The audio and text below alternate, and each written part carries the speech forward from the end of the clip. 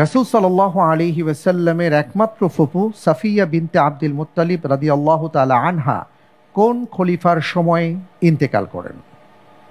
এ আবু বকর সিদ্দিক রাদিয়াল্লাহু আনহু, বি আলী ইবনে আবি তালিব, সি মুআবিয়া ইবনে আবি সুফিয়ান, ডি ওমর ইবনুল খাত্তাব রাদিয়াল্লাহু আনহু।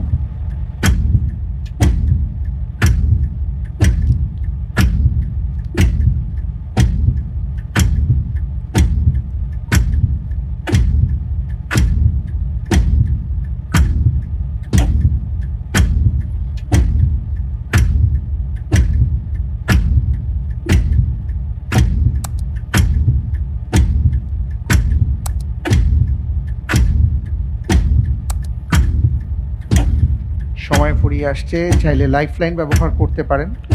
জি, আমি লাইফলাইন চাচ্ছি। কোনটি? 50-50 চান্স। 50-50 চান্স দেওয়া হোক।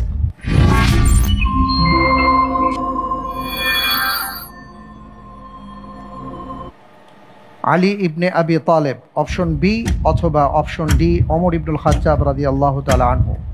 আমি উত্তর হিসেবে বেছে নিচ্ছি অপশন বি, আলী ইবনে আবি তালিব লক রাদিয়াল্লাহু করা আনহু। হোক অপশন বি, আলী ইবনে আবি তালিব রাদিয়াল্লাহু তাআলা আনহু।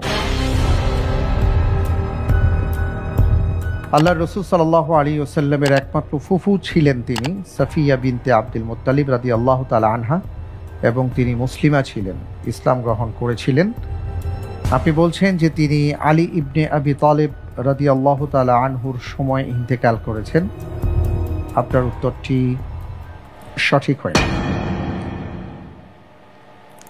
সঠিক উত্তর অপশন ডি, ওমর ইবনুল খাত্তাব রাদিয়াল্লাহু তাআলা আনহুর সময় 20 হিজরিতে তিনি মদিনা মুনাওয়ারায় ইন্তেকাল করেন এবং সেই সময়ে তার বয়স ছিল 70-এর কাছাকাছি।